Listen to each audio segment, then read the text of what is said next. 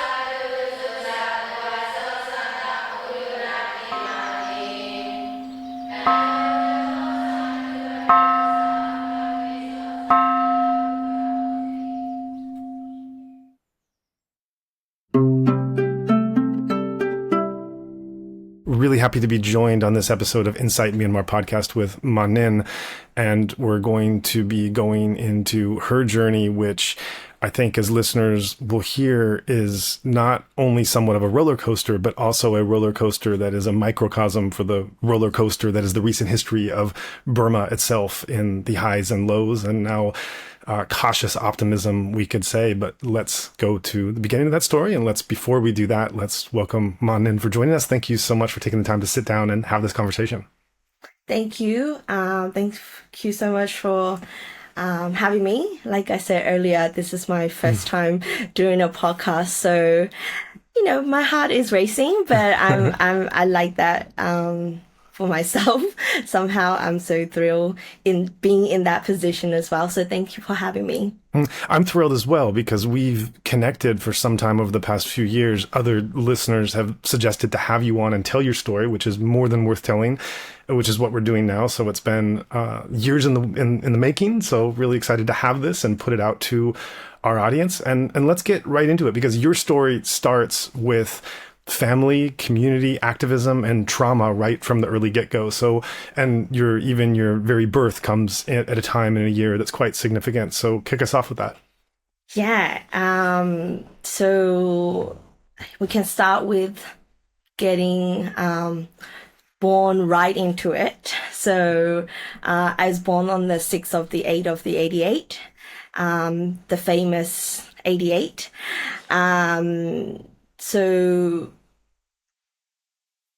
And then my parents, especially my dad, he himself is part of the student movement in the 88. And which is, I don't know much about it until like when I was 14 or even later, because it was like something that I grew up with my grandmother. So that's something they don't usually tell you. They just say your parents are away. So you just accept that. The whole dad being a part of student movement and why he's been away. So is my mom. That I don't hear or find out until like when I was teenage year. Even then, I don't necessarily want to know about it because by that time we were already migrated to Australia. So it's a whole new life that I am trying to adjust myself, learning English properly, having to switch so many level of, from being someone who grew up in Myanmar to going to refugee camps to Melbourne. And so the switch on the changes that you just have to adapt which is something I'm very used to now. I'm very always thankful for the experience that I have gone through. So yeah. So from the born to the 14, which I have jumped quite a stretch, but and then, you know, now looking back at it, I'm 35 and I'm full at the front doing what my dad what my dad and my parents were involved in. So it's a 360. Yeah. And at the same time, which is something I wanted to share with the audience, and also maybe also I'm telling myself as well, is as along the way that I'm going right now, I'm also learning about myself, about what my parents did, and also the revolution as well.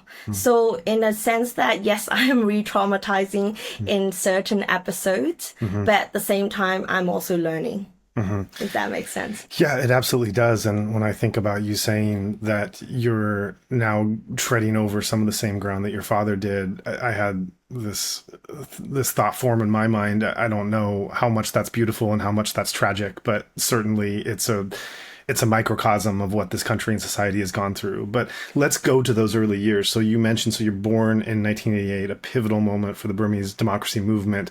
Your parents are involved, and so you end up spending those next many years at a refugee camp, being raised by your grandmother. Your journey goes in other directions after that. But you mentioned how for many years you really had no idea what your parents, and especially your father, was doing, and why you were in the situation that you were in, as many of us as children don't really understand our immediate circumstances.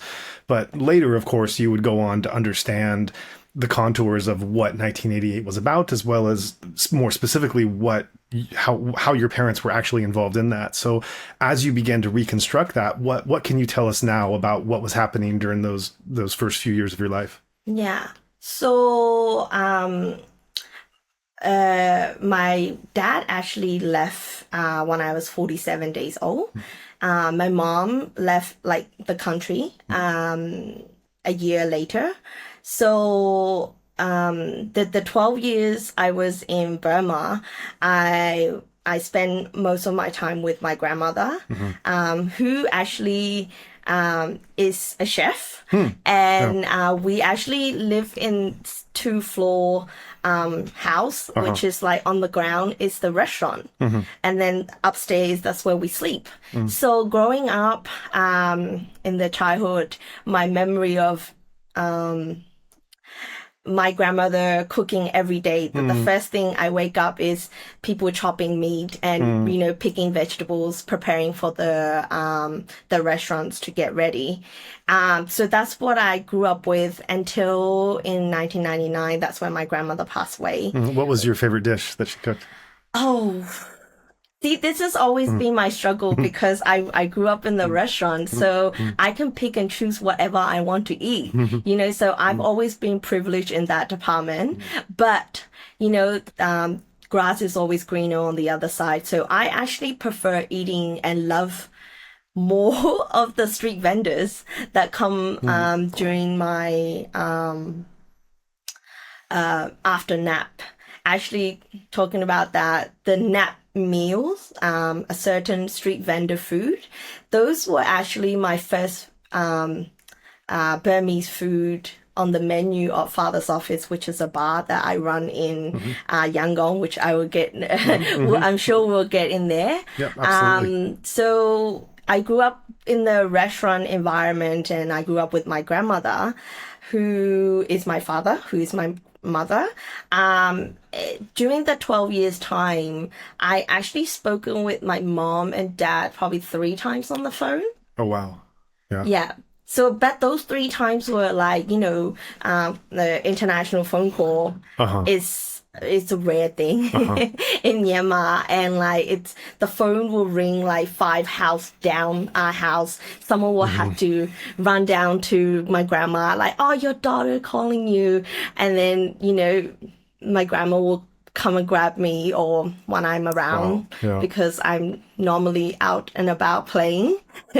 So those are the only so the only memory of my parents is those 3 phone calls, and my grandmother have their wedding photos hanged up in the restaurant. So somehow there is the recognition of, yes, there is my parents, but then my parents is my grandmother. Yeah. So those are my early childhood until when my grandmother passed away.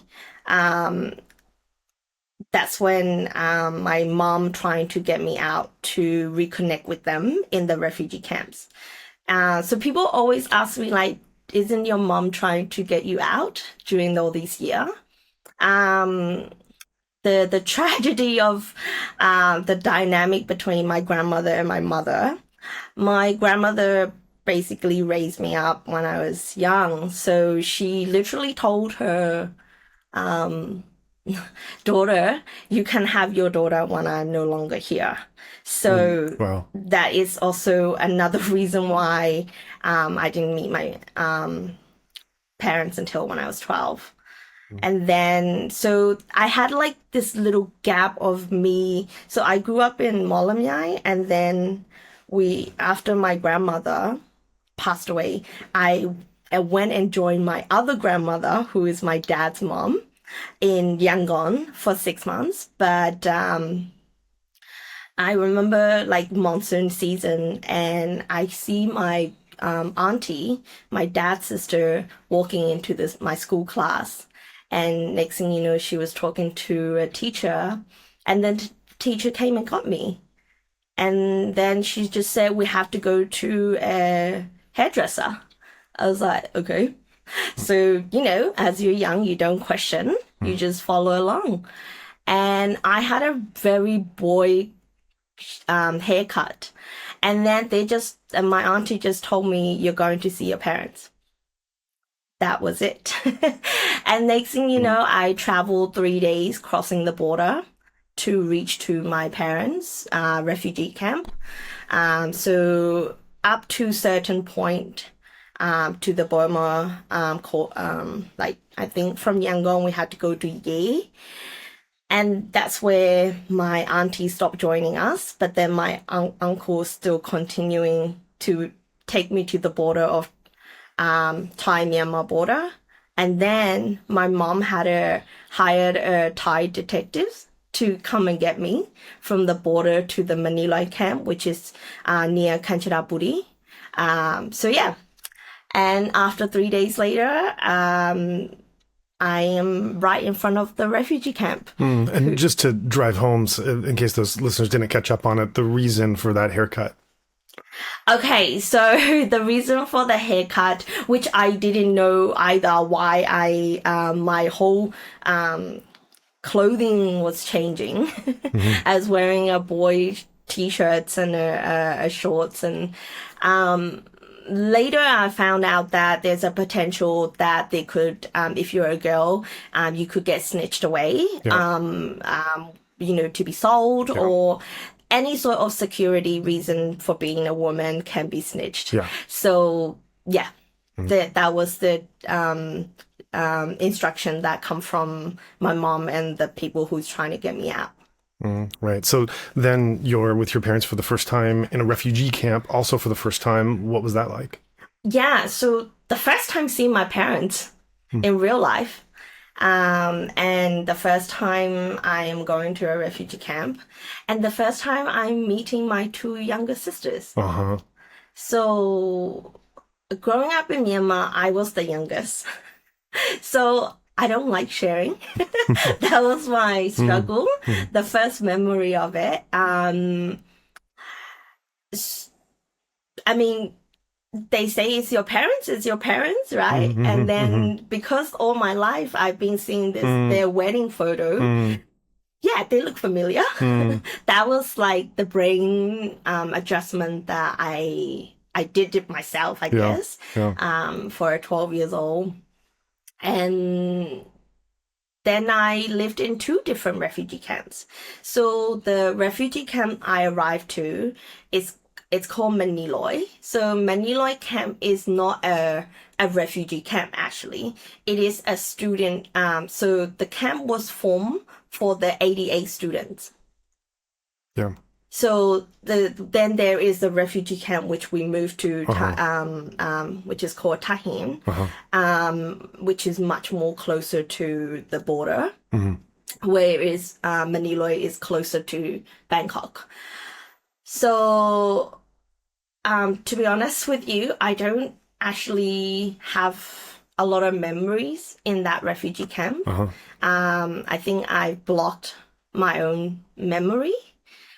So there are certain parts that I remember comparison to the first refugee camp and second refugee camp. So the first refugee camp, my dad is actually a chairman of the refugee camp. Okay. And at the same time, he does screen printing, he's making flags, all the protest signs. So this is where the creative parts come from. And then my mom runs tea shops in the refugee camp. That's how they've been living in the refugee camp with my two younger sisters. And then we had to move to this whole new camp that there was no UN providing. There were only a certain can of food or a certain rice that were only delivering.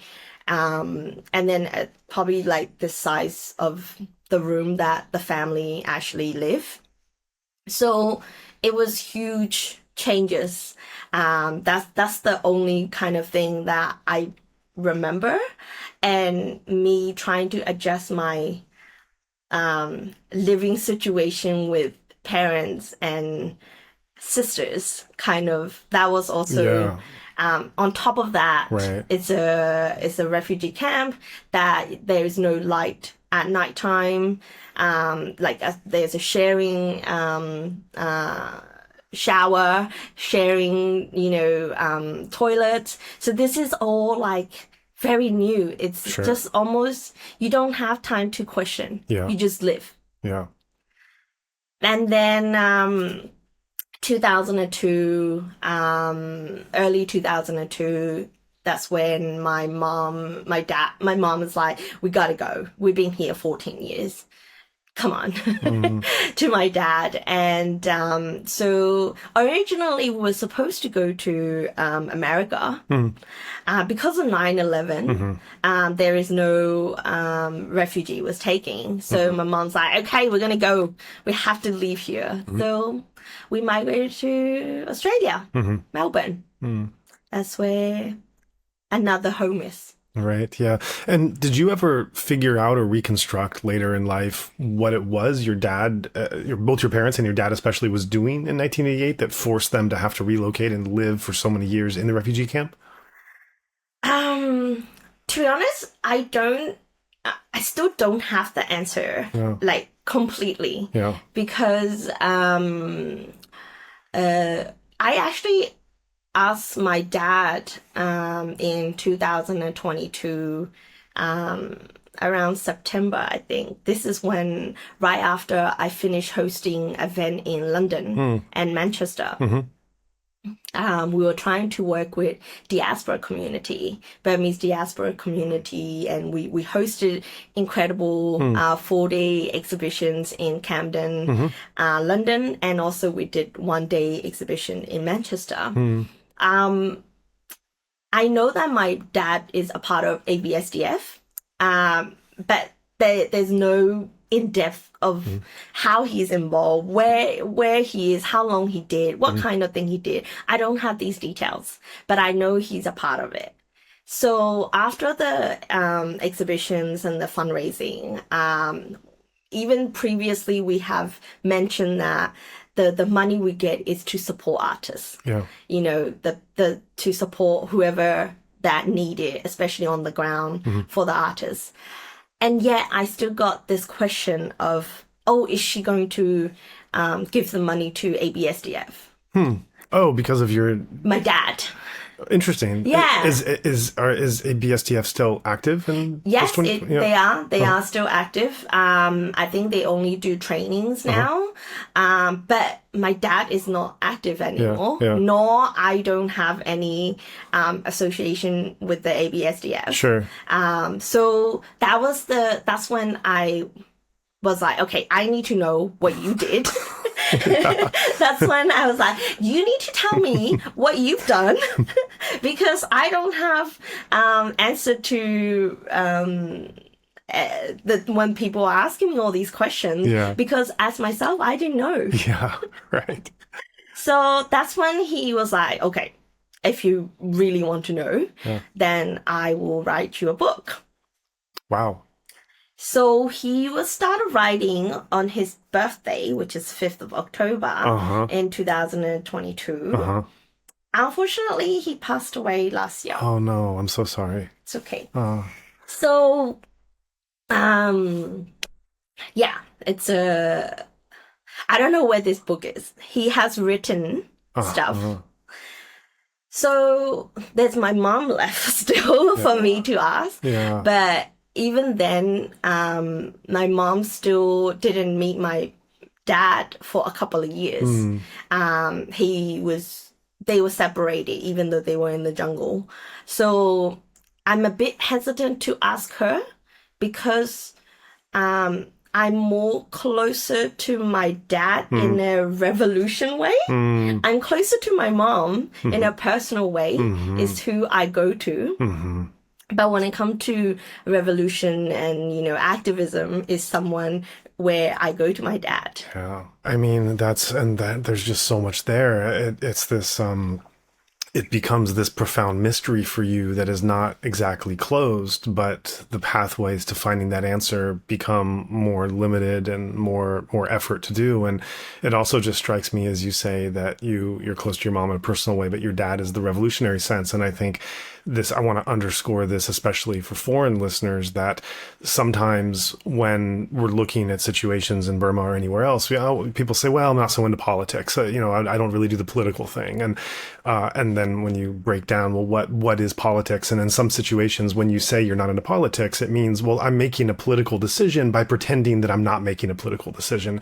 I'm saying I'm not into politics, and that is my political decision. And when you're and certainly in the case in Burma, when the very nature of human rights and safety and security in the country, and you're choosing to engage or not engage for whatever reason, this becomes and we also see this intergenerational sense of going through the years and through the decades of how this decision to want to engage and try to see a better future for the nation past the current military regime or the previous iterations of them, that this becomes a dynamic linkage from one generation to the next. And again, I go back to what I said. I don't know how much that's beautiful and how much that's tragic, but it is what it is. And so you're left with this mysterious vestige of your father's revolutionary legacy, which is as yet still undefined, but which you are living through his spirit in your current revolutionary stance. It is, and we have the crossover. Actually, this is something. That's a really special moment for me and my dad. I think that's how we both connected, and less bitter towards him. Why leaving me all this year? Yeah. Then you have that. So the cross time was actually the coup. When the 1st of February, when the coup happened, and then I think 5th or 6th when people would start going out on the street. So my dad called me and he said, what are you up to? So before the coup, I created a creative space in Yangon during COVID. You have a lot of passion during COVID. Either you bake or you just end up drinking a lot of whiskey and smoking weed, and you have way too many ideas. And then I guess the crazy idea, we trying to make it happen. August 2020 August. That's where we created this creative space for all the creators to come and hang out. Like, it's a place where they can do whatever they want, and different subcultures trying to meet. That was the space. And so my dad and his friends used to come around with whiskeys. And then my friends, they would come around with whatever they're drinking. And some days, they do their own things. And some days they sit around, and the best conversation I saw my dad and my friends had was one night they drank too much and they both were yelling at each other on political issue, it was so incredible to see because you don't tend to see younger woman activists. And then there's my dad age from the 88 generation. They are disagreeing on things and they are confronting on each other, which is something I've never seen before. So that was beautiful. And I know that this place is a good place for that kind, and I want more of that. So we just call it a creative space. Sure. So that space was where my dad, he would come, and we were buying secondhand furnitures. So he would come and make cushions for us. So it was kind of like, bonding. He was bringing his screen printing kits and, he wanted to sew. He was also starting to reconnect with his creative work again, and because of the space, and he know all my friends. So this was pre-coup? This was pretty cool. Yeah. About that contentious argument that they had, do you have any memory of the nature of the argument, what they were arguing on either side? I think that would be interesting in and of itself, to have an understanding of where these different generations were coming from in looking at the political issue at the time. I think it was about Aung San Suu Kyi. Right.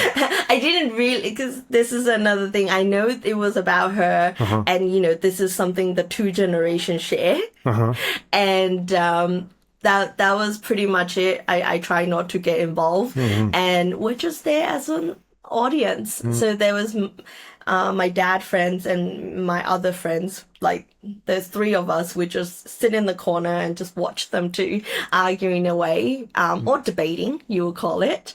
So I don't have the detail in depth of what they were exactly. That's enough, which is plenty for them to argue. So I think it was more of the new governmenting part of where, NLD government, how is that still wasn't the full freedom that the young people wanted it. And this is where my dad was stepping in, how, you can't have a black and white change. Right. And this is where the argument was going, I believe. Right. This is the essential argument. Was it a transition in reality or name only? Yeah.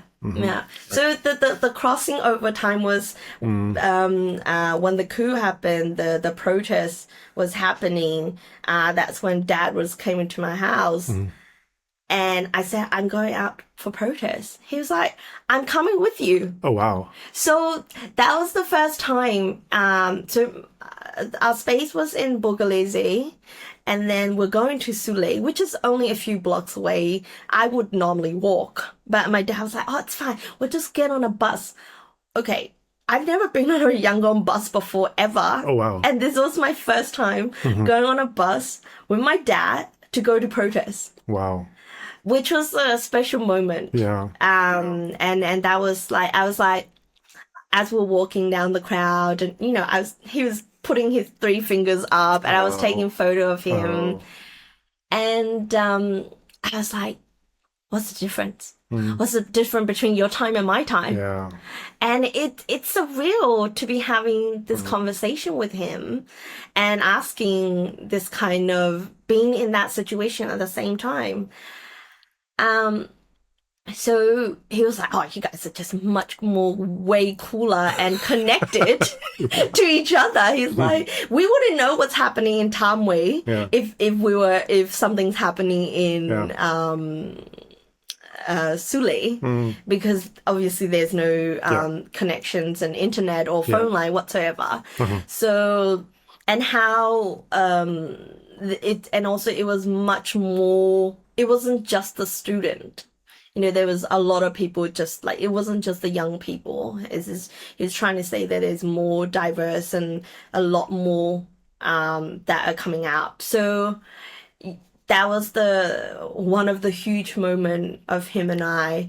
And then because the space that I had, where a lot of creatives and a lot of young folks are coming into my door anyway, so it become the hub of where people come and rest. I will be cooking up food, and the people who knows the space, during that time, they will be walking from Sanjiang to Sule. So they will stop by at my house, fuel up, they will rest, they will smoke, they will drink, whatever. And then they will make protest sign, whatever they need. Amazing. And then they will move on. How did that make you feel? Oh, I was so proud. I love it. I love seeing, but then also, I'm saying the positive part of it, but also, I have seen the first, we know the famous 72 hours, right? The first 72 hours. And there was a lot of trembling, down on a lot of young folks, because it just, their dreams and their hopes and everything has been taken away. Sure. It's just almost quite shocking. It's happening in 2021 to them. They just had that glimpse of the freedom. Even for me, that's why I moved back, right? So, that was the downside of it. But then the pots and pans happening at 8 p.m. So people will come, so they finish protest and they'll come back home to my place around 5 p.m. They're trying to not think for a minute of this protest and coup. And they continue drinking. Somebody playing music, somebody writing, somebody drawing, somebody just having conversation. I think, which we're very good at. Which we're very good at alternative way of resisting, right? Like, let's forget that for a moment, and then let's have this what we used to do, what the feel good time, just for a short minute. And of course we talk about the coup in the most dark humor way, which we still do now. I think that's the only way we can cope. We're not, I don't think we're very good at swearing out loud either, but our coping mechanism is the dark humor. Can you give an example of what form that dark humor might take? For example, like Meow Line, right? We don't even want to call his name, the disgusting part of him.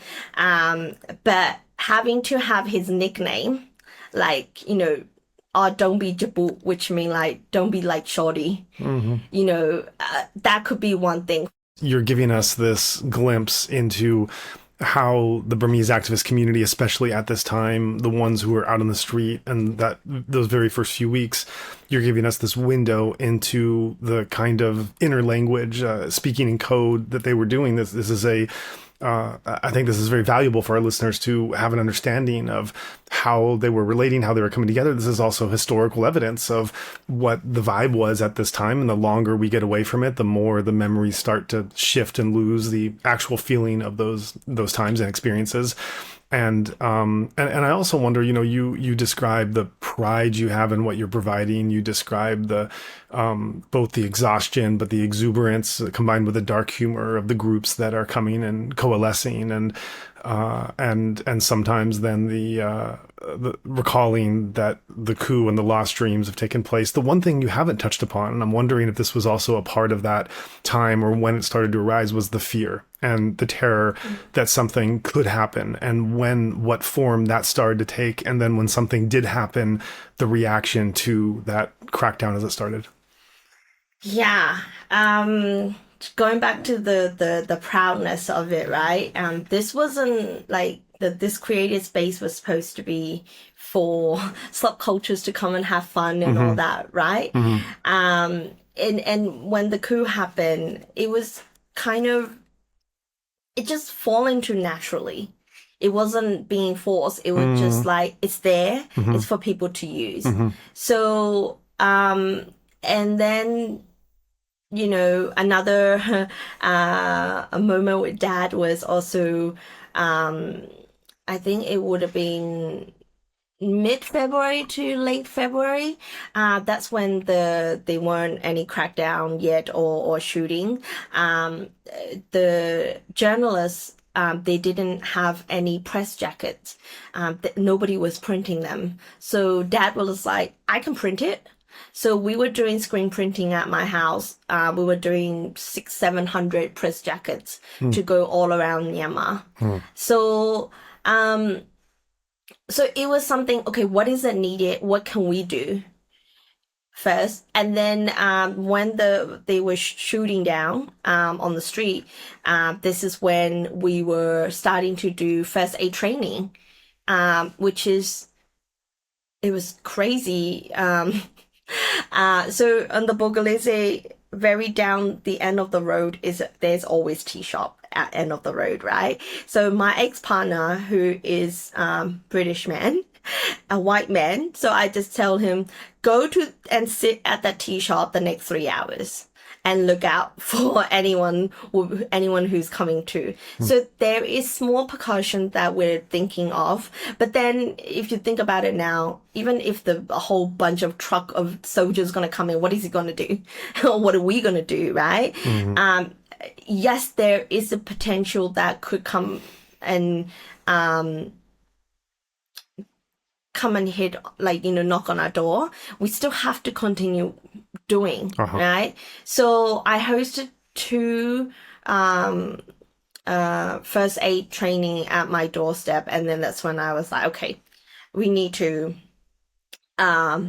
go somewhere else, which is this when we kind of got help from French Institute. So we actually end up hosting there. So within 2 months, I think we end up hosting like 500 people.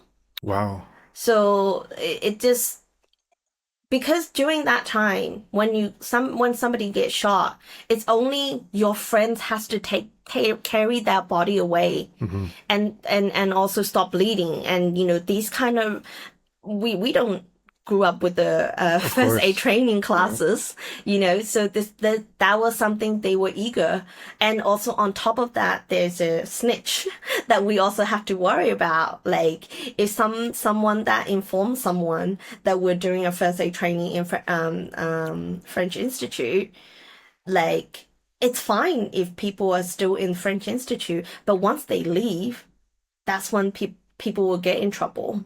So we also had to, the first time we toasted, we had to have a passcode or like password. What's the password? For learning first aid. For learning for first aid training. That's ridiculous. It's almost like the regime saying you do not have our permission to try to help those that we're harming. Yeah. Yeah. And so on the back of our head, yes, there is a security concern. There is like one thing you do is you have to continue going, but there's only certain things that we can do to minimize that security, or in the back of our head. And of course we weren't just providing first aid training. We were hiding people. those worker unions, people who has to come and hide. A certain people need a meeting place to have whatever the strategy, the planning they're having. The early days of before the protests, when there was no internet, even though there were strikes happening outside, we were getting, sending photos of the street protests to embassies. So these photos are downloading places, and these things were also happening at my house. Oh. So it's not just like people coming in, doing protest art. It's like, that's what we say at the front. But what we're really doing at the back, we were handing out pepper spray because it's some sort of protection that's the only thing they could have in their hand. We were handing out mask, helmet, these kind of things we were distributing because we're right in downtown. So you're becoming a revolutionary center. Yeah. Mm-hmm. It reminds me, there is a famous historian that said of Nazi-occupied France during World War II that when the Nazi occupation was in full force, every French citizen had a choice of only 1 in 3 people they could become at that point. They could be a bad guy, a hero, or a coward. You have to pick one. There's no other alternative. And I think, and then goes on to say that you simply cannot, if you're not living in this situation, you simply cannot determine ahead of time which of these 3 you'd want to be. I think I would not be a bad guy. I hope I would not be a coward. There's no way I can sit here and tell you I'd be a hero, not being in that situation. I think anyone claiming otherwise would be delusional. So you're actually living in that kind of scenario, and you're starting to trend. And even though you might modestly resist this, you're trending towards the category of being a hero at that moment. And with being a hero also means the potential consequences and fears that can come with it. So was there, and this is all, as you're describing, it's all growing organically from a creative art space into a place to unwind with nonviolent protest to a revolutionary center, really. So, and this is all building organically. And once that flow and momentum starts, it is hard. It would be hard to step in and try to mitigate the natural tendencies to want to see this go. But we know when this starts going in one direction, only one thing could happen eventually. And so did you, as this was happening, did you start to fear or to feel, what have I gotten myself into, and am I really ready to take on all the risks that this entails? What was your thought process going at this time? Yeah, so end up towards March, that's when charter flights were leaving, or we call it zoo flights, because there was more animals on that flight than humans. So that was the information I was getting, that people were leaving, which kind of stole that information. And then also the question you were asking, like, how much continue you wanted to go down that road? How much darker ends do you want to, which is also can be the lighter tunnel as well. But I have to, because I know whatever I was doing from 1st of February until end of March was like, I know in the past 2 months, they could just take me away. Yeah. And I was also listening that when there were other arrests happening, that people like me who hold us, people like me as in repacts, who hold different nationality passport, they were also taken away. Yeah, Nathan Mount. Yeah. So there's other Burmese repacts who has different nationality passport also has been taken away. Yeah. So I was like, okay, it doesn't matter if you have the privilege of having Sean Turnell was Australian. Exactly. So that was one thing. 2,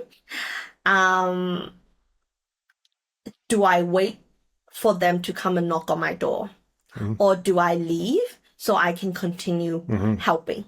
So that was the 2 kind of, decision that is going into my head. And I know that the place was getting hot and heated because where the space was, right in front of it is all the government people live there. Oh my gosh. Yeah, so this is crazy because during at nighttime at 8 p.m. when we do we'll get out on the balcony and go and bang the pots and pans, loudly, and that was also another stress release kind of form as well. You're like banging. It's kind of like you're raging, which is kind of also my therapy for during those days. So I know that how much, and then also of course the authority for that particular street. He could be dobbing in. He could be giving. I know he was giving messages to authority. I think a couple of nights before, the whole streets actually, there were soldiers coming in, but of course they were looking for NOD representative. But even then, I was already on my emergency procedures, and the amount of stress that I had to go into that, let's say, in that couple of hours, I couldn't handle it. We also had some street watchers also coming and staying at my place as well. So I'm like, okay, this is getting too much, because too much in a way that if it's not only for me, but the people who are coming into this place is also going to be in trouble. This is something I have to think about. Because I'm taking this responsibility of having this place running. Yeah. But what about the people when they come here? Am I giving them a protected place, or am I Right. giving them a more reason for other people to come and arrest? Sure.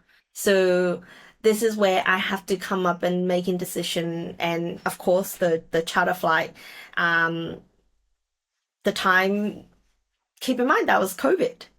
So we had to find an alternative way. And I know that I didn't want to go back to Australia, which is crazy.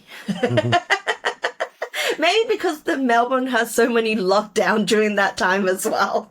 They have 30 lockdowns. So I didn't want to go back to Australia. I know I want to continue helping and being in this.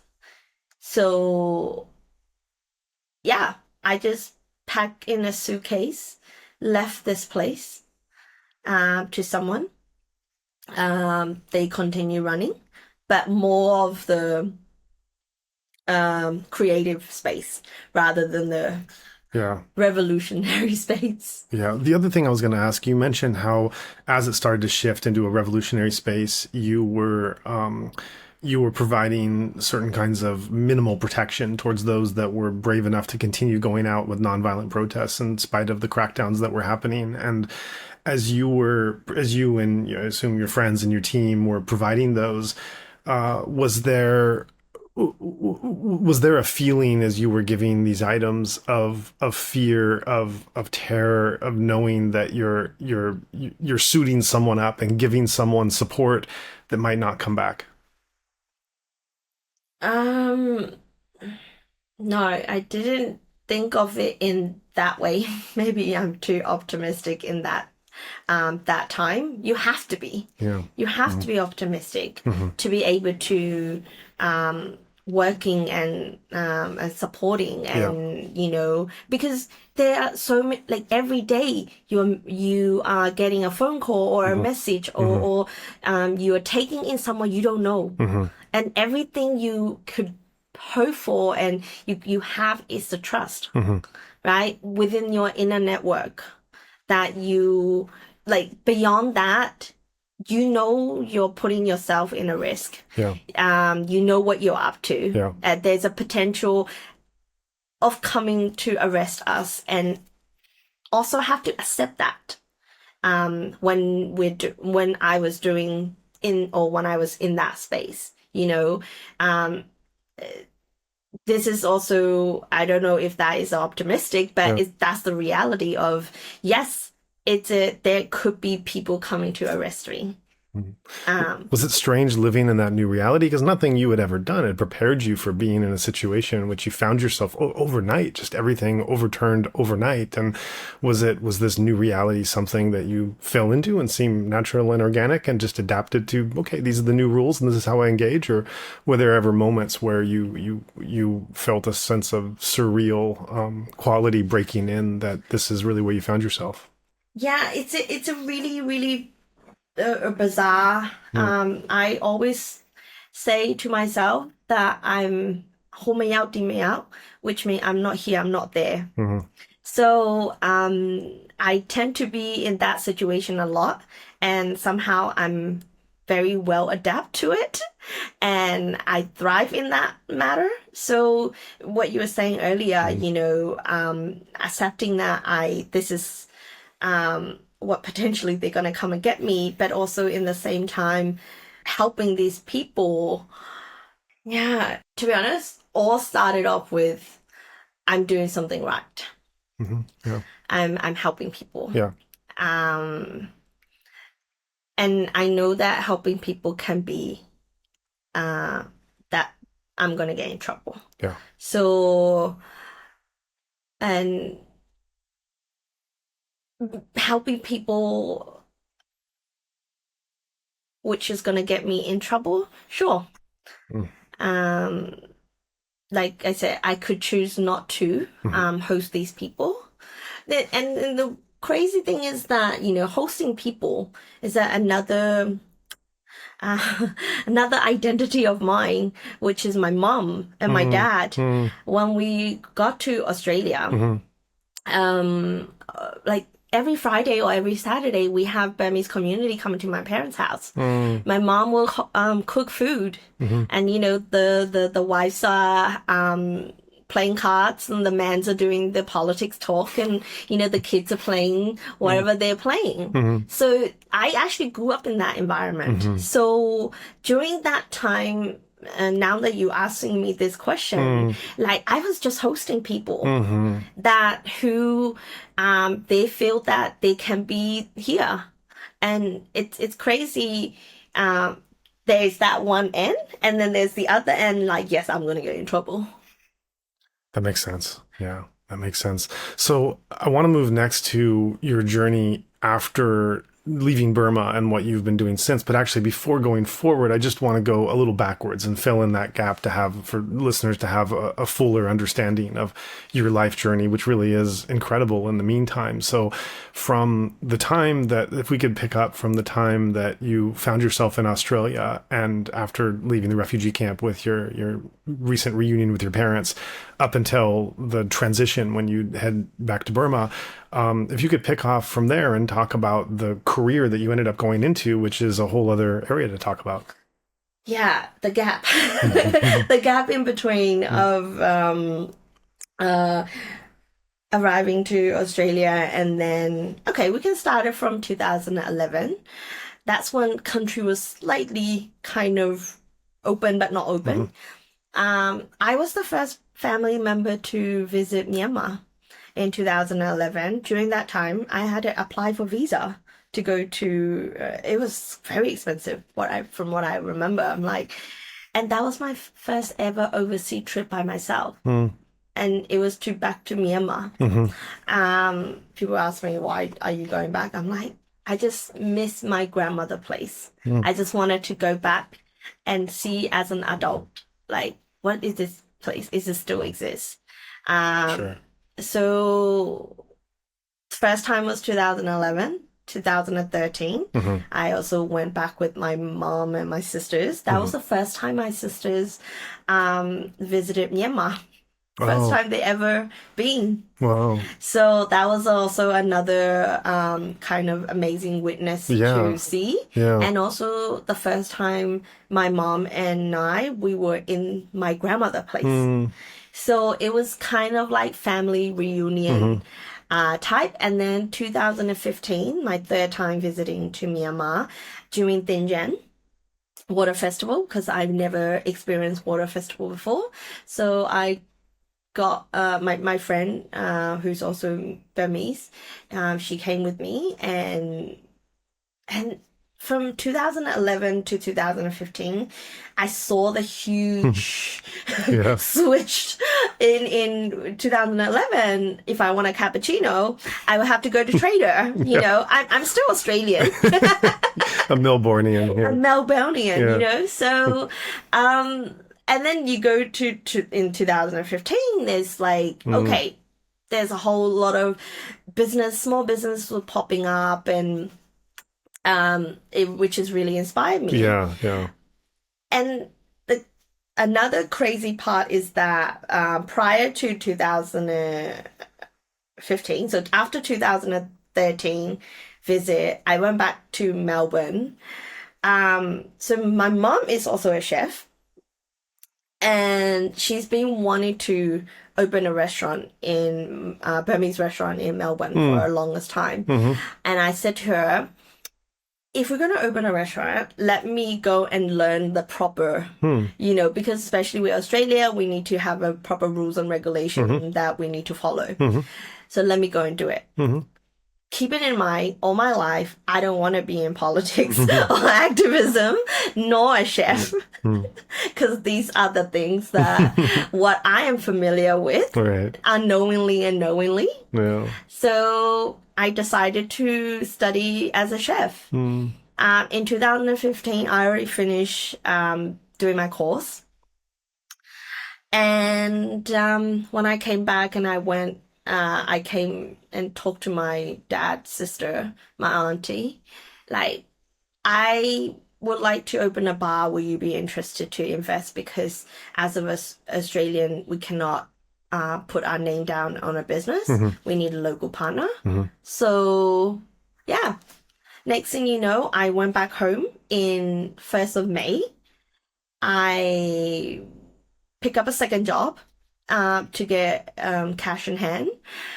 I left on 25th of August 2015 to Yangon. It took me a month to tell my parents that I'm moving back to Yangon.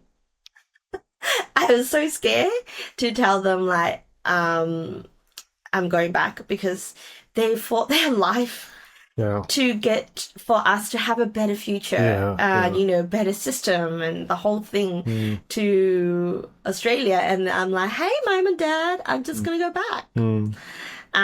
They were super supportive, and so I went back to Yangon to open a bar.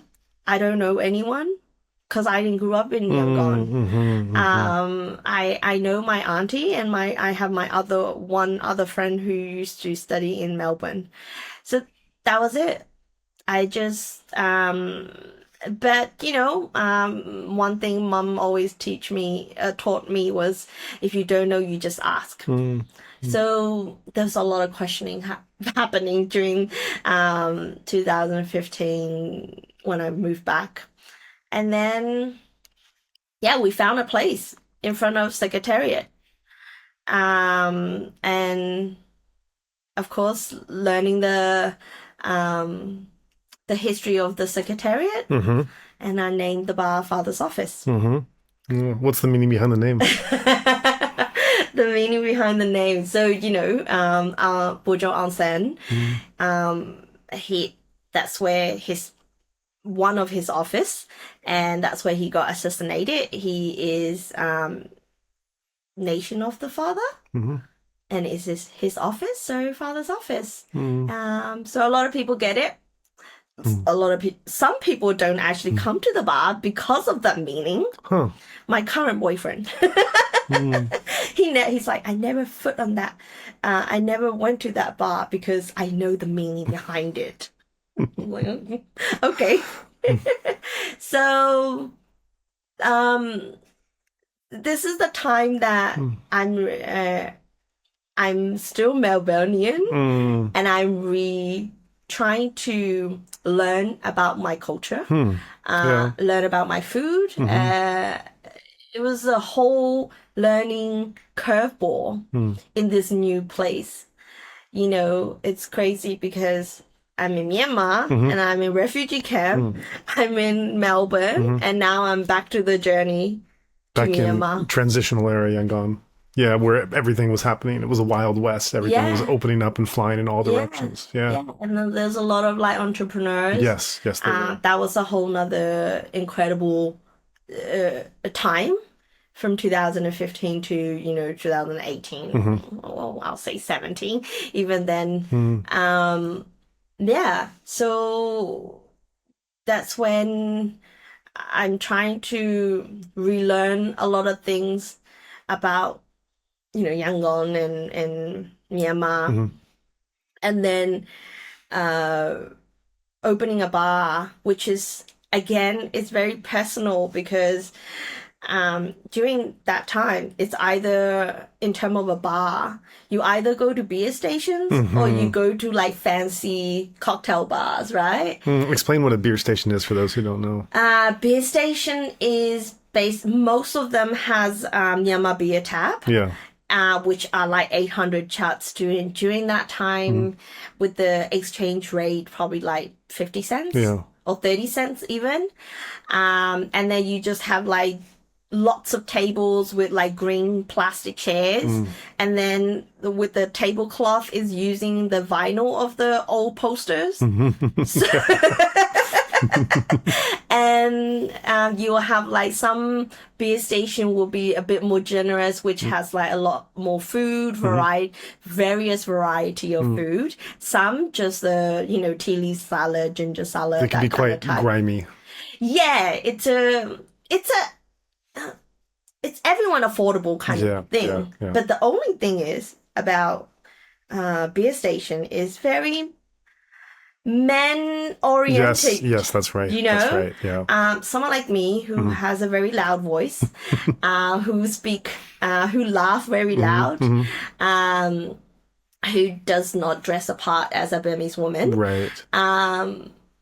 So it's not, I don't really fit in. Yeah. I guess super. So it sounds like you're creating a new place for a new Yangon. Yeah. Basically. Yeah. Or for myself. Yeah. And then it become that, you know. So I wanted to create that safe space for who loves drinking beer, who loves drinking alcohol, but there weren't any safe space for women to be sitting at a beer station without being judged, without being unsafe. Yeah. So that was like one thing. Two, it's either a Myanmar bar or a foreigner bar. And I was like, why are we why are we not all going there? Because I'm both, right? Yeah. I'm Myanmar and I'm also a foreigner. So why are we not sharing that space? But we're in Myanmar. Why does foreigner has to be their own? So those were the two things that That's really cool. I was kind of, I want to give the space for women to have this, you know, like me, someone who can be loud, someone who can be themselves in a bar. Yeah. So, right. So that was the concept and the mentality, but how do you go to then creating that vibe, that physical ambiance, that reputation to actually make it become, make the actual thing become what the hope is and the aspiration is in your mind? Okay, starting up with father's office, so it has a lot of influence on Melbourne. Interesting. You know, in terms of the whole interior, I created myself. So before studying a chef, I actually studied furnishing technology. Okay, there you go. So all these nitty-gritty learning, which comes in hand. Yeah, certainly. So furnishing technology is a furniture design plus manufacturing. It's the course combined. Ideally, I would like to be an industrial designer, but I was too busy partying in high school. So I didn't get the mark. So I ended up going to RMIT in Melbourne studying the course. But after 2 years, I dropped out. So that's where I got all my furniture and building kind of nice. concept Yeah. is what I have. So that comes in handy. Certainly. Yeah. So we built the father's office within a month. Wow. Okay. I was in there every day working with, the builders. And it's crazy because during that time, my Burmese was really bad. Because I don't live at home since 18. Yeah. So I only meet my mom once a month, and that's when I speak to her Burmese. So it's really, really bad. And me trying to explain to the local builder what I want, they're just like, what's going on? So, but there were things that could have been better, but it turned out really great. And then location wise, we were only a block down from Myanmar time. We were in the corner of DBB, Ayawadi, Izima. So actually, Father's office was created by journalists. So they were our, journalists always love that not here, not there place. They want a cheap beer, they don't want to be going to the fancy, foreigner bars. And like, if they want to have a break from beer station, they come to my place, where you could have hot dogs and burgers and fish and chips. So, that was the early 6 months of Father's office. But then right after 6 months, it was slowly foot traffic was going down, but then also going back to my original ideals was to have Burmese and foreigner having in this place. I was noticing that there's less Burmese. I'm like, okay, what can I do this? So going back to earlier, what I mentioned with I need to put on a Burmese menu. We didn't have a Burmese food menu. So I think about my childhood memory of my nap time street vendor ladies. Those food were our first Burmese menu on Father's office. Oh, great. Like, what was that? It was, so we've got stuffed tea leaf tomatoes. So it's kind of like tea leaf salad, but in a tomato. Nice. So it's kind of like one bite. Yeah. Which is my absolute favorite. And we also had, I was also playing around with pennyworth salad. Oh, I love that. But like, with the grilled prawns. So this was a little bit of fusion kind of, I was playing around with it, but not really charging for too much, And then later on, we started doing other small, so I had like tea leaf rice with like schnitzel, chicken schnitzel.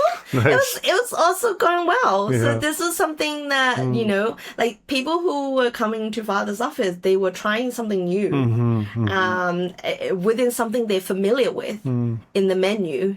So that was my kind of take on. And then we were we're doing a lot of promotion for cocktails. So that's when a lot of ladies, Burmese ladies coming, they know that, there's promotions happening. And then I was there 2 years straight. I didn't have any holiday. So I was there all the time.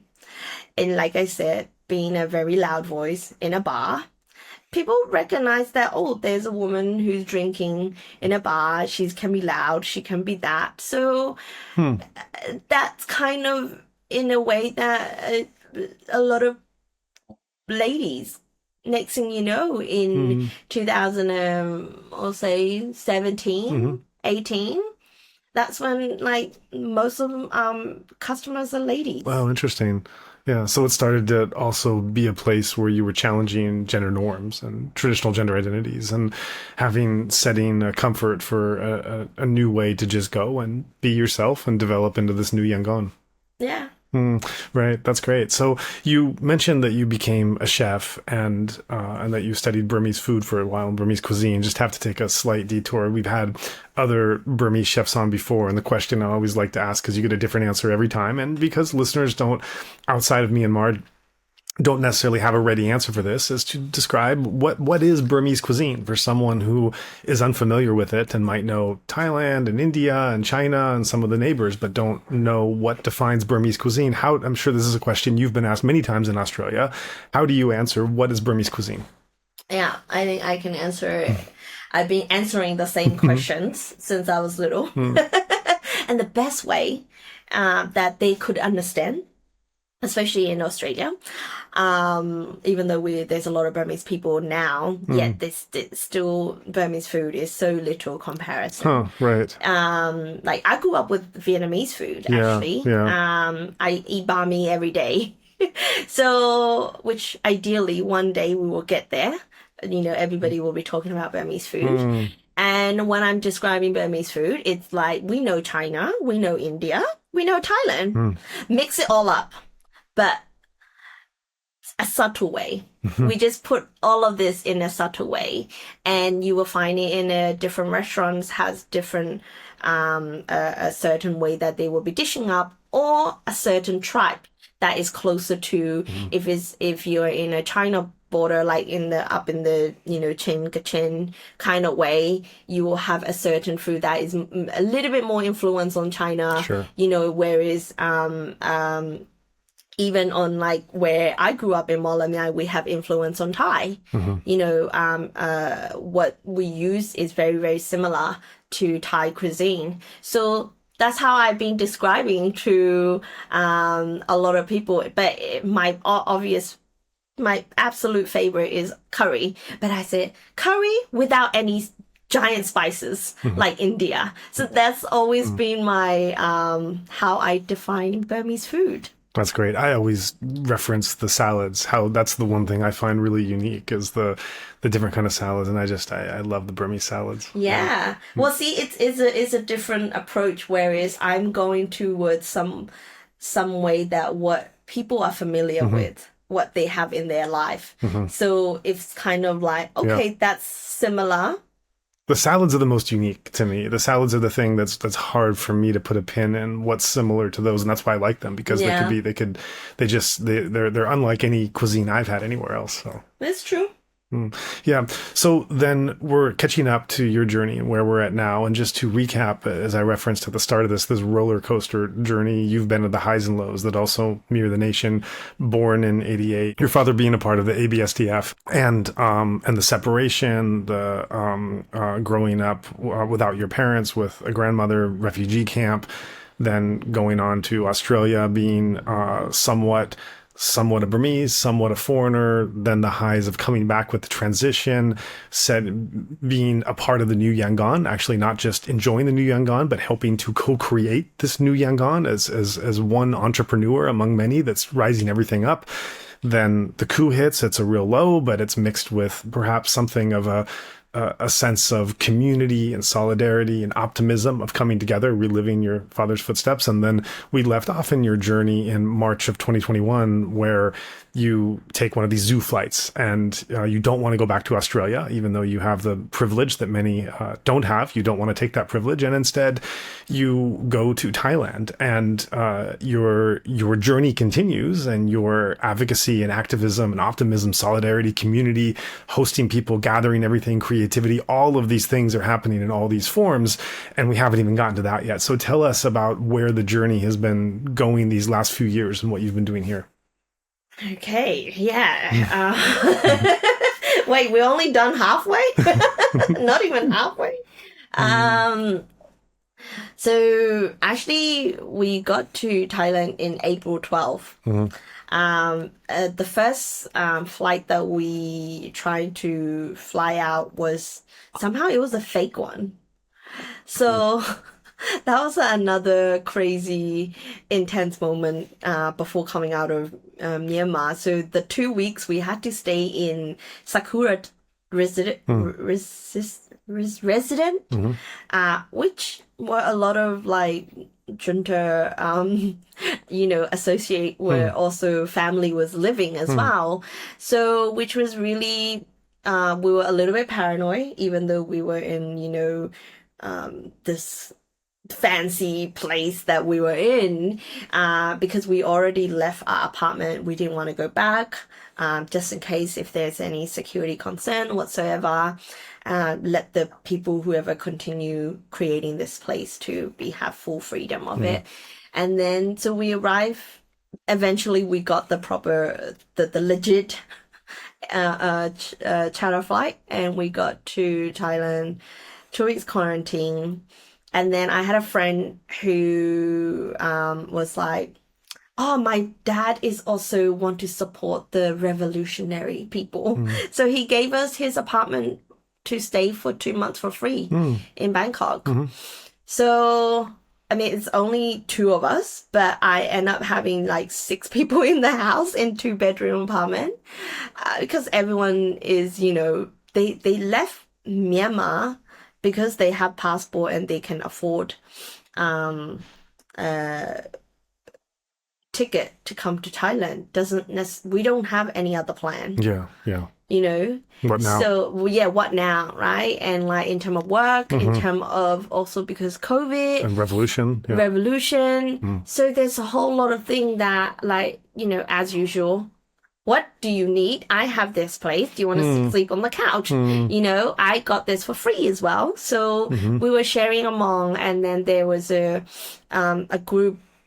They came to us that there are some funding that they would want to create a space in Bangkok, because I was running a space in Yangon.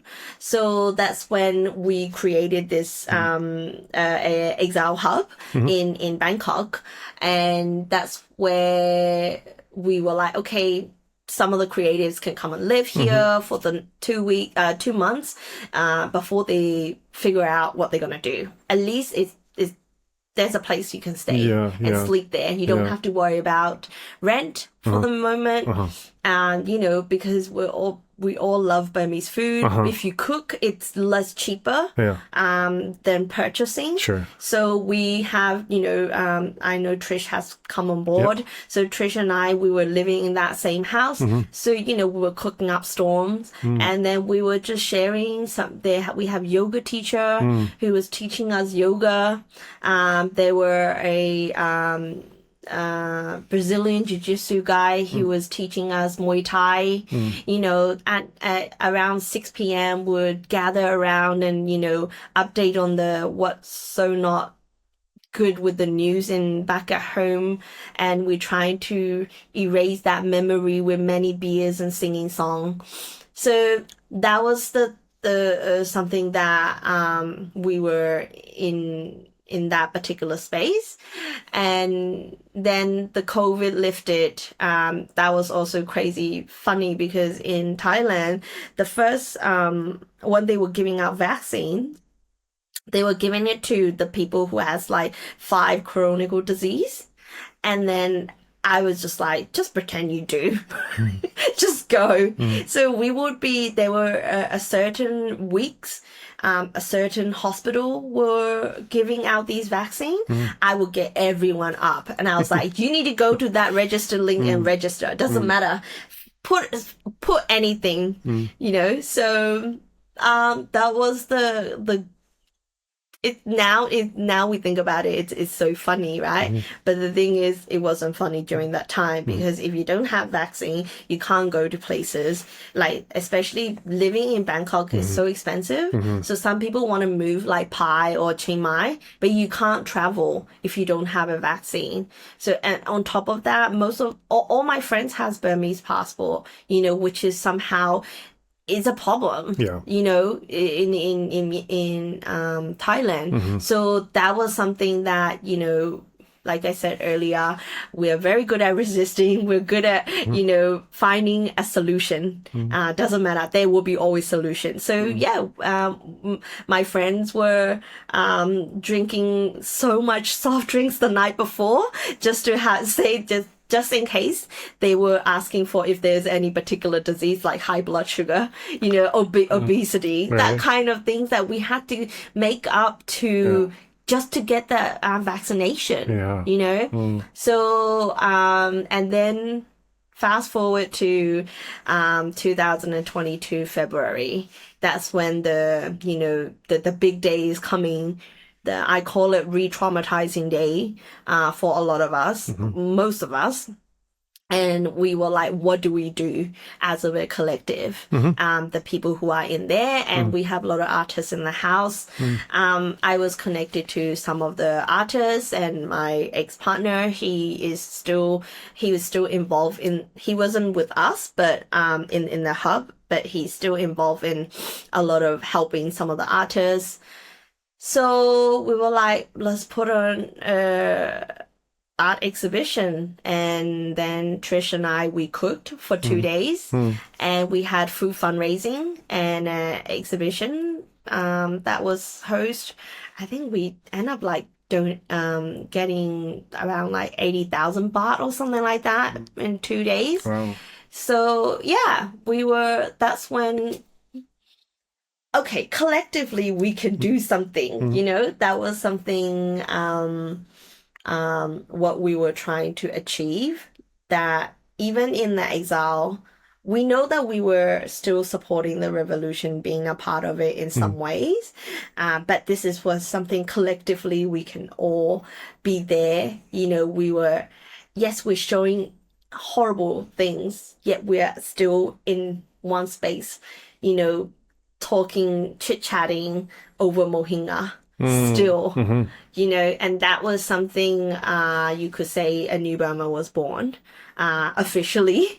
But even then, but like the other day, I had an interview with Danny Franster. When he asked me, where is the New Burma came about, So the New Burma hasn't just came from the coup. It was already prior, before the coup, before the COVID, even, Father's office time. We were already, a lot of us are going into this New Burma transition of like, yes, we are acknowledging and relearning our culture. I mean, especially for me, I'm learning my new, not new, but like traditional and the culture, but doing it in an alternative way, or a new way that we want to show it to the world, and this is something that was kind of solidly done on the 1st and the 2nd of February 2022.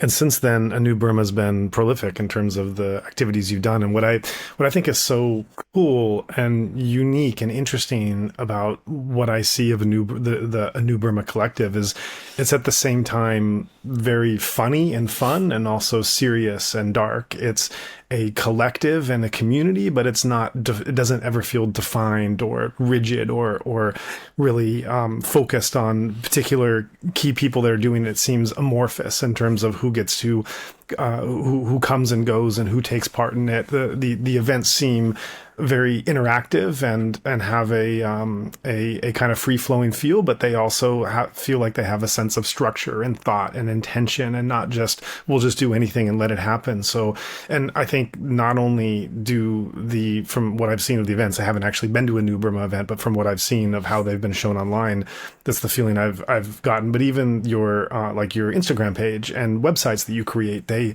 are so different. The modality that you're aiming at is so different in terms of how you're presenting yourself. I mean, from the colors, the design, the templates, the language, the kind of the hipness and coolness of it, but being able to strike that tone without losing the facts and the data and the information about what's actually happening in Myanmar, from airstrikes to, the sanctions on the jet fuel to whatever other issues that you've been taking up and focusing. So it's been this very creative yet also very informed way, and it just strikes me now. This is probably an intersection of, you mentioned Father's Office, where it's a creative. Becomes the kind of creative hub of foreigners and Burmese all coming together, but also a nexus of the journalists, because it's nearby to all of these different major media, local media offices at the time. And so A New Burma also seems to blend this facts, information, data with the kind of creative, innovative, interactive way of exploring it and navigating it, which is all coming together in this amorphous community of creatives doing different things in different ways. Yeah, it's a I'm I'm very very super proud to fill that gap.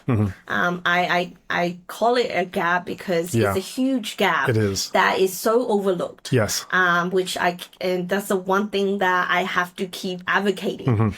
Even though I'm already doing it, I still need to advocate and talk about it because, like I said, it's so overlooked. And going back to, I took the exhibition. So right after Bangkok exhibition, we took it to Melbourne. So I was like, I haven't gone back home for 4 years. Yeah. And I was like, I want to go home. But I don't want to just go home, because I'm still doing this. So, and growing up as a diaspora community, in terms of creativity, is there, but not like what we do. The only creativity I have seen is poetry and book reading.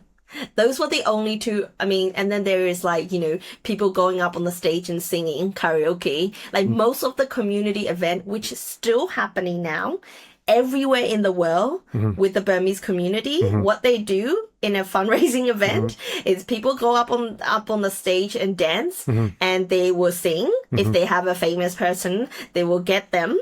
And then if there is a poetry reading, they will do a poetry reading. And then all the Burmese ladies selling all the Burmese food. And lucky draw. Exactly, lucky draw. And this has been practicing since 1988. They haven't changed. I'm so fed up with this. I'm going to get into trouble with this, which I'm fine with that also. This is another thing, right? Yes, we're advocating in a but also we're looking in the gap of the creatives, but also at the same time, I can speak regarding to the diaspora community and the way traditionally has been done. Yeah. So growing up that, I've never seen these kind of cool art, yes, traditional painting might be, that's the more of the beyond that I might have seen, but this new generation of creativity is something I've never grew up with. So I wanted to show my community that, look, there's Burmese cool arts that they are as good as what's in the world. Absolutely. I mean, I'm always proud of it. So even better, their work are incredible. And the thing is, most of the artists we work with are Gen Z. Yeah. They are under 25. Yeah.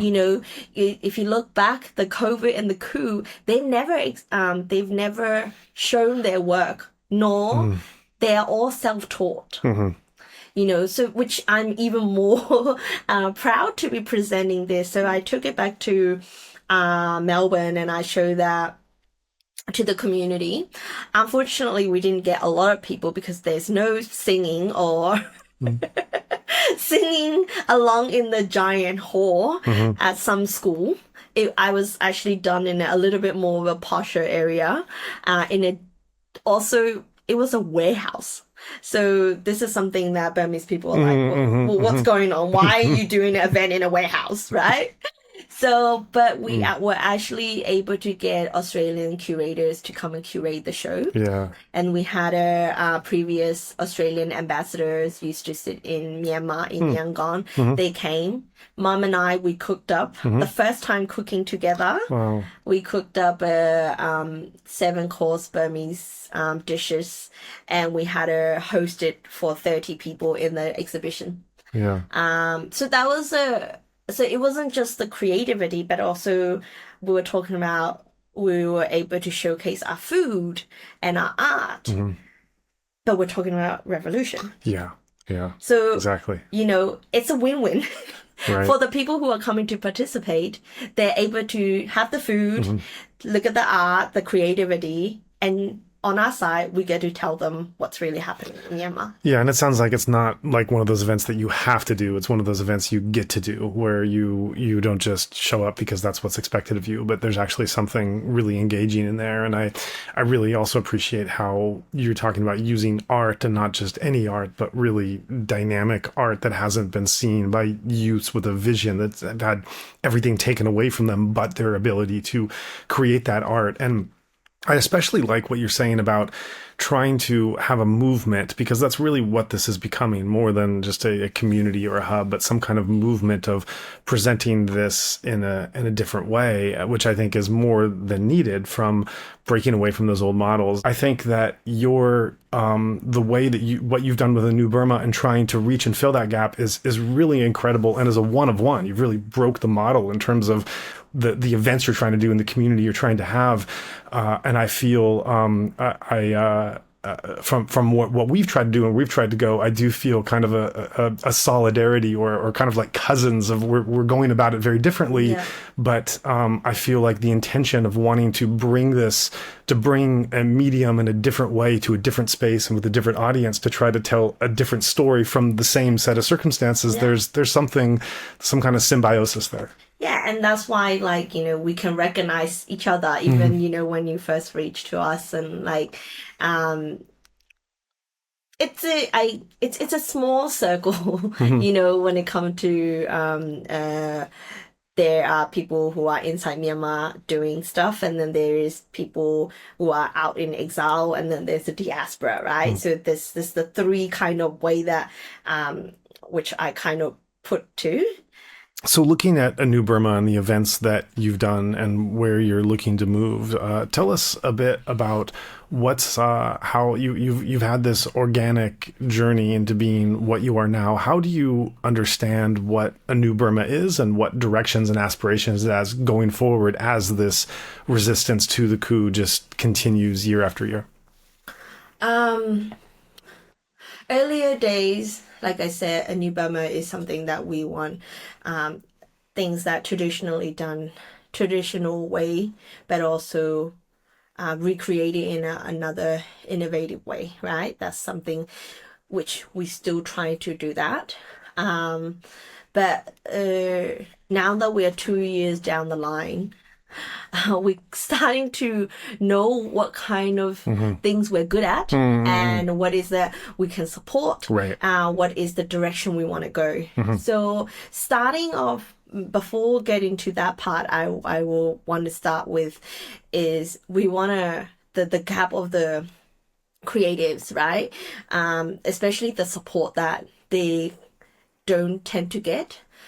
Comparison to journalism or humanitarian aid. Somehow creatives are not as important, which is not only in the Myanmar society, but also in the NGO society as well, which is what I got angry.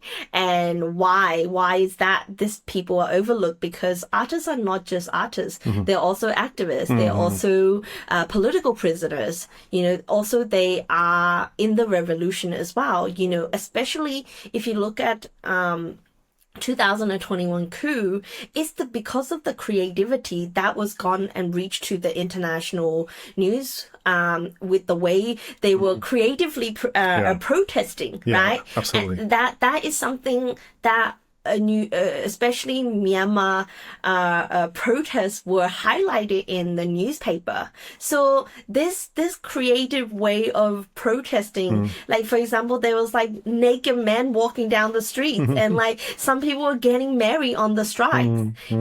These are all come from like younger generation and the new way of they want to express this the revolution, right? So as well as if you look at most of the if you're running a campaign, or if you're wanting to do a storytelling of what's really happening on the ground, capturing by photography or film, these are creatives, but they're also activists. So but the thing is, with a New Burma, I kind of wanted to make sure that creatives come first.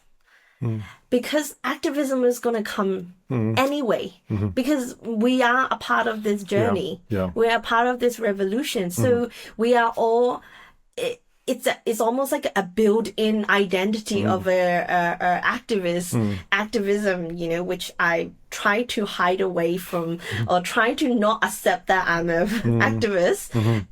So this is very, very important, especially in the early days of a New Burma. It was something for us to represent younger, not, it doesn't necessarily have to be younger, like creative people, to put it at the front, to showcase their work. And then it comes out with all these various issues that whatever they want to highlight. Like which issues, for example? For example, there are many issues, like, for example, let's say there was one of the artists, he was drawn, especially in my house, he did it earlier days. It said, "Don't do revolution with big mouth," you know, which is something that is something towards the community that, especially when there was a lot of snitches out there, you know, or when they were,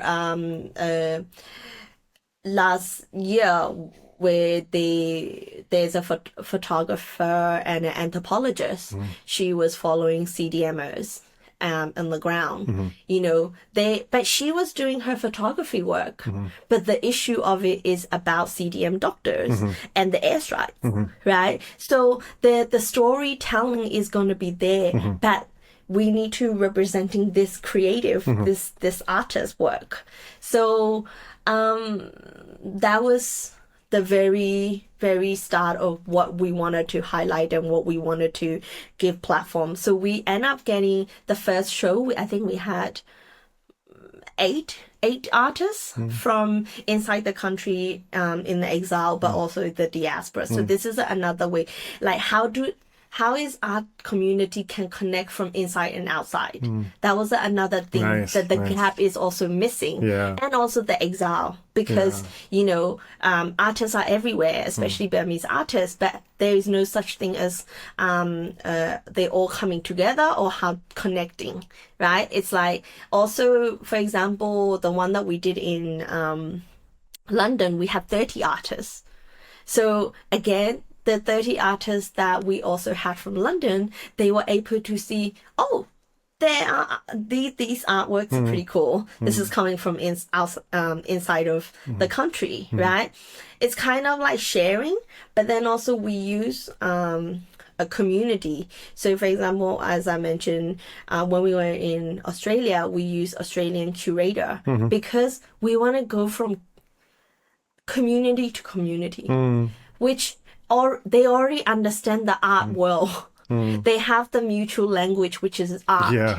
You know, and this is another approach when you're talking about what we're doing things differently, is that we're not advocating for academic or like a certain group, you know. We just want to go from people to people, and having to do that, the best way is going to a certain community that they already understand the language, which can be music, could be just the creative, or could be just art. So this, having to have Australian curator or having to have Thai curator in the topic that we're trying to do, which also leak into their community as well, which is something, I guess, the organic advertisement that which we also get. They get to bring their own community. This is even though we're not making a lot of change, but there is still people are hearing, people are curious in the topic or what's happening in Myanmar. So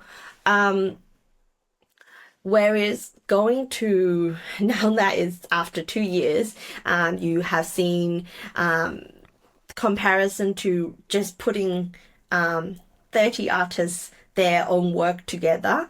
We are slowly starting to working on a narrative. So what is the message that we want to give to the community or people to people, or how do we want to talk in the empathy, sympathy way on what's happening in Myanmar? It's not victimizing.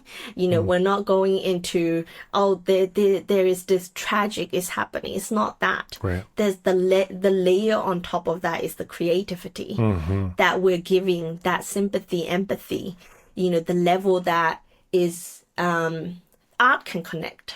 Art can show and tell the story. And most people get it, but some people don't get it, which is also okay.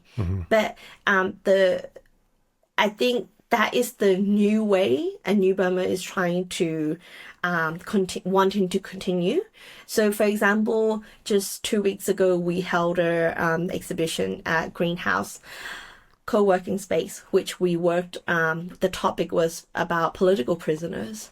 We talked about political prisoner with 7 artists in a whole new different way.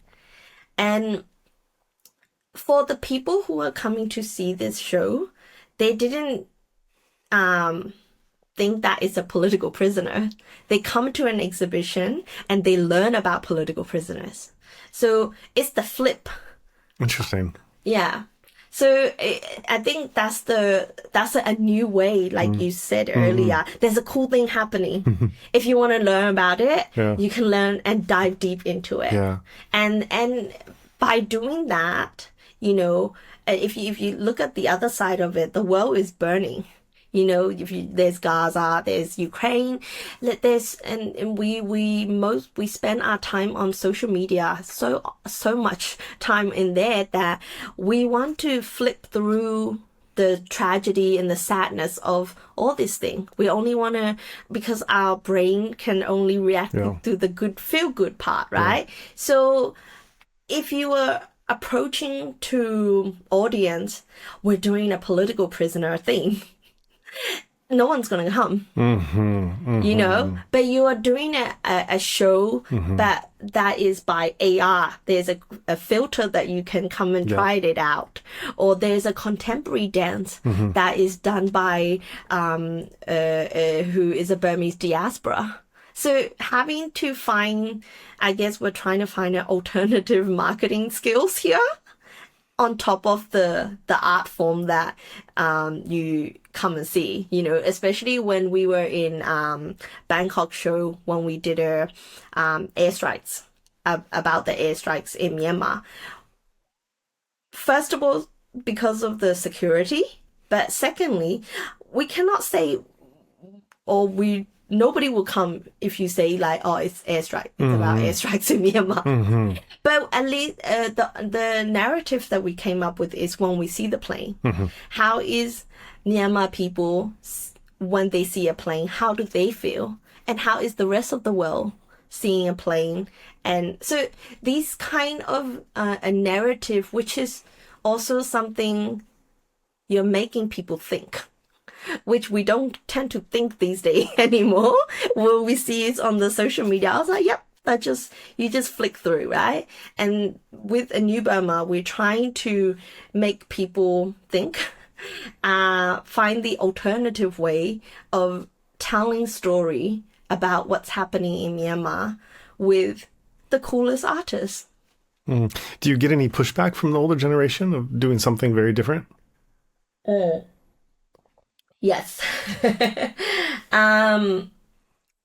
Yes. Yes, in a way that only a certain very, very small number of community or a group or understand what we do. Really? Yes, because it's new. Burmese people are not very good with new things. I mean, especially my mom doesn't know what I'm doing, to be honest. Interesting. It's because this is something that they've never experienced in their time. Yeah, new times call for new innovations. It reminds me of when I was in Philadelphia last year, and I went to a Burmese diaspora organized event showing a documentary, and I don't remember the name of the documentary. It was Burmese produced, and it was about it was a journalist or a cartoonist or someone who had joined the revolution and was just showing his personal journey. I was very excited to see the film. When I saw it, the film was fine, but I also had the understanding when I was watching it. Well, one thing was there was a room of, 200 people and maybe 2 or 3 non-Burmese like myself that were there.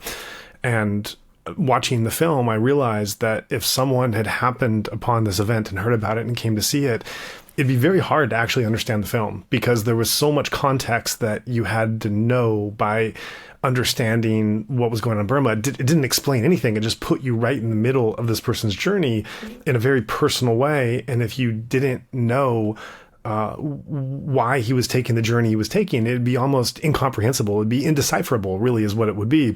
And when the film ended, there was like some 5-minute recorded talk from some NUG minister, and everyone in unison repeated some phrase 3 times and then held up 3 fingers and felt very formulaic. And it felt, I was happy that the diaspora had their own community event to raise money and engage and remind themselves of the ideals of what they were doing, have this sense of solidarity.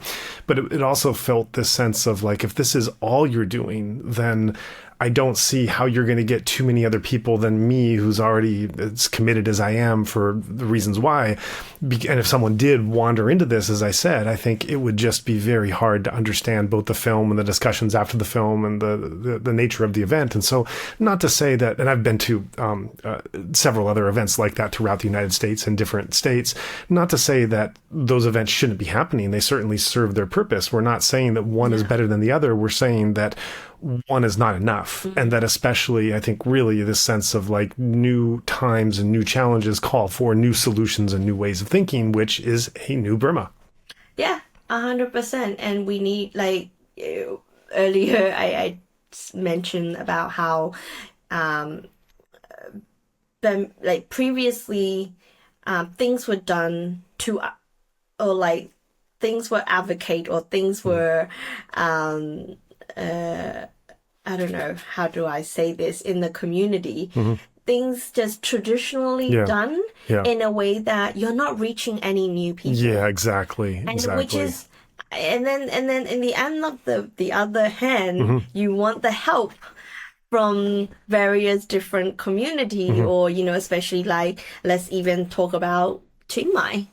If I continue making events just for Burma people or like Burmese people, I would never reach to any of Thais or any of the Khayai people or any of local expat community because that's which is very important to be letting know why so many diaspora, why so many exile Burmese are being moved here is.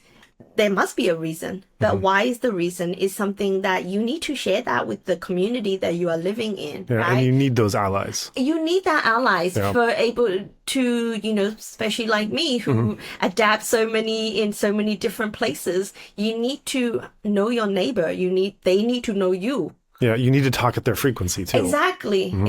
And I think that's why we've been hosting Can't Stop, Won't Stop Festival. We already done 2 years in a row. So last year and this year, and hopefully next year as well, which is the purpose for the community to share space.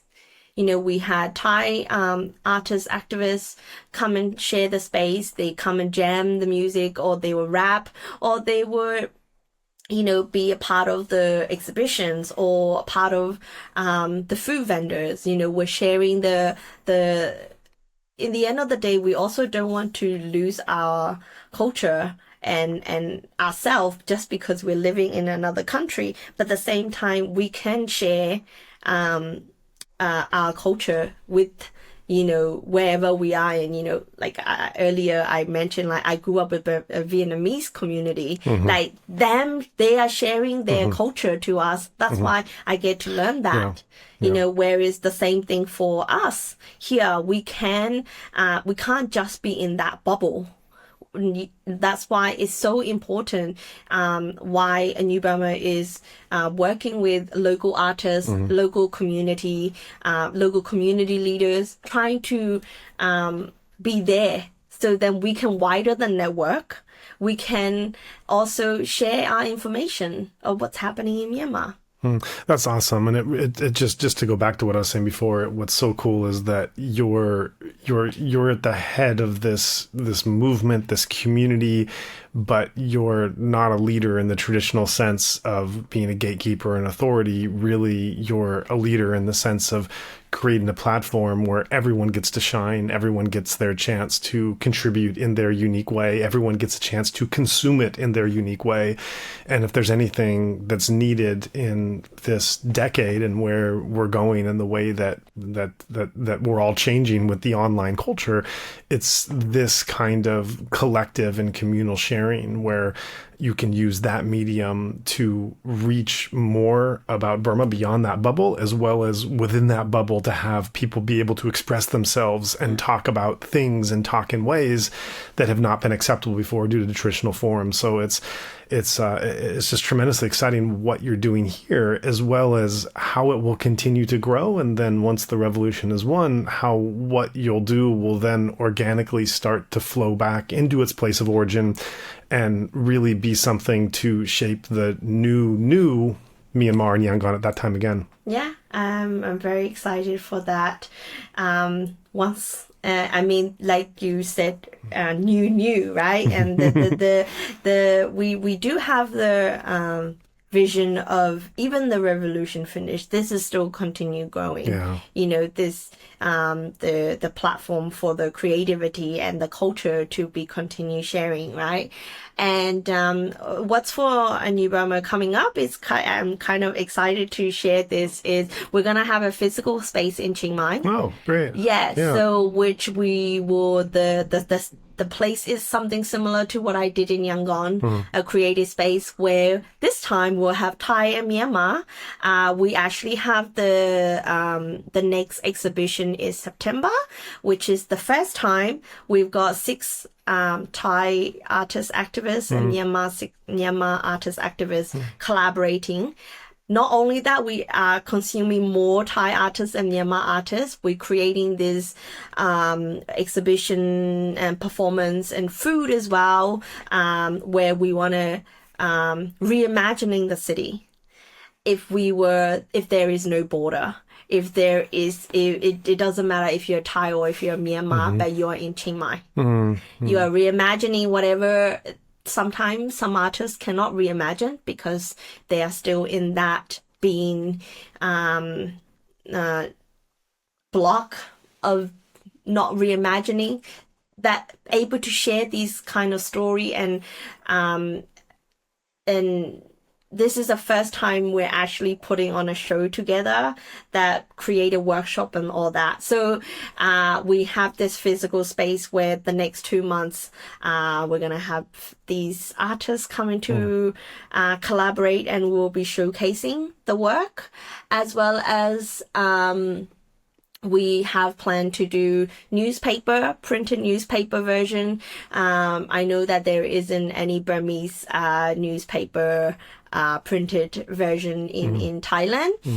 But when I say newspaper, it's not a newspaper, it's a certain topic that we want a reader to read, like you said earlier, as someone, a foreigner coming in, where do they start? Yes.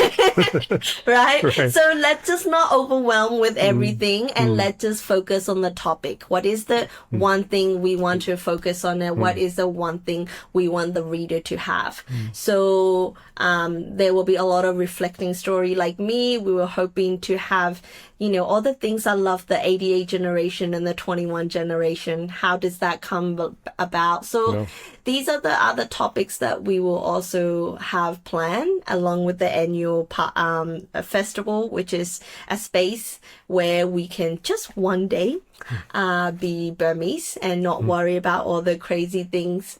So that's the journey of the festival that we want people to have. So, yeah. Well, thank you so much for joining us for this conversation, personal as well as the arc of a country and society and how you've been involved in that. I would definitely I can't stress enough to, when people say, oh, you should support this, you should support that. For me, it's rather than supporting, but it's the recognition for those creatives are also a part of this revolution, as important as someone who are on the ground, because with their keyboard, with their pen, with their digital tools, they can reach and tell a lot of stories, and they can reach and they can advocate in so many ways, and I can't stress enough to not having them in the same level of the other activists that we have on the ground. So yeah, that's all I just want to add. Great. Well, thank you so much for taking the time to join us. Thank you.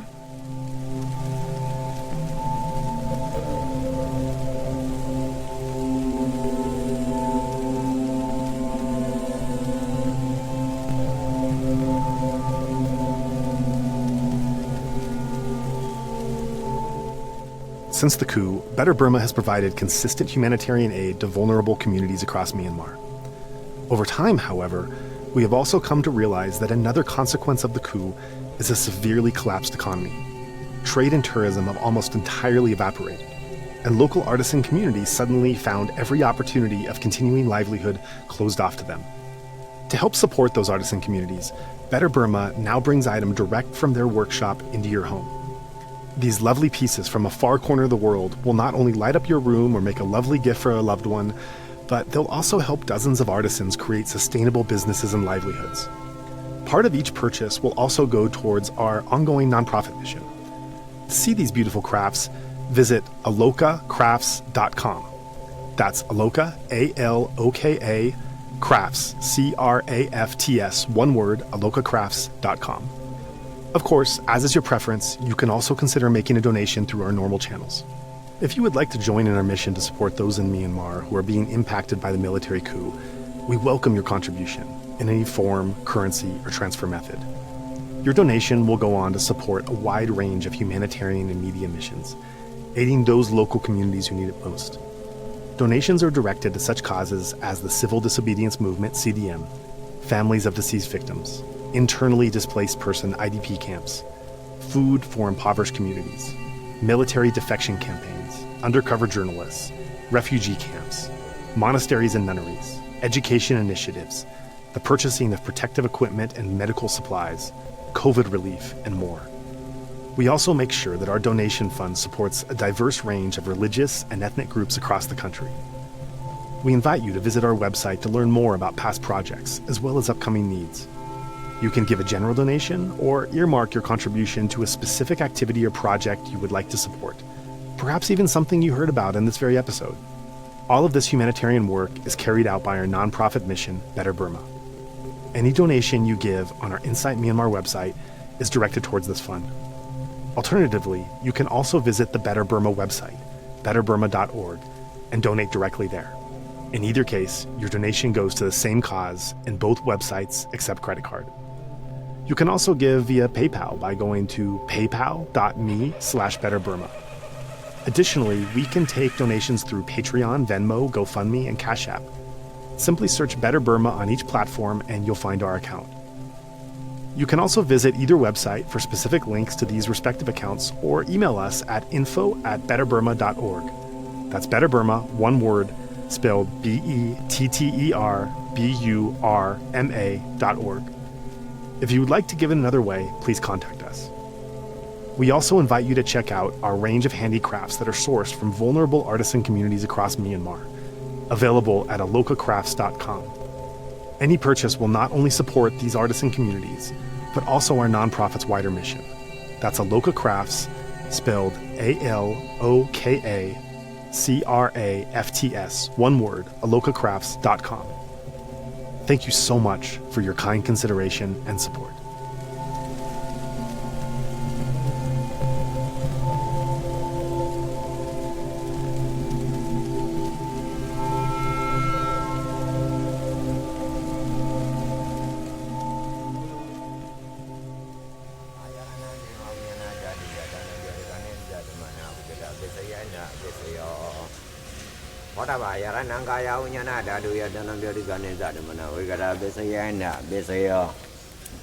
Hoba yarananda dayananga yaranaya dayanang poda yaranang